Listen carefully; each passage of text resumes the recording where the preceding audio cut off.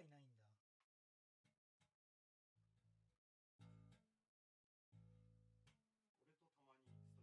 なるほどね。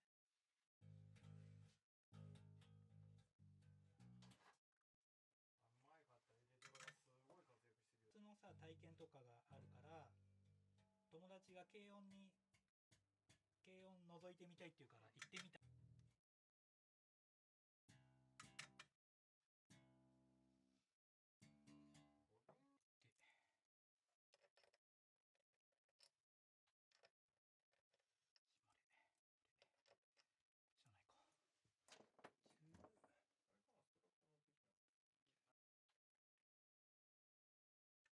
いやマニアックなベース買うよね。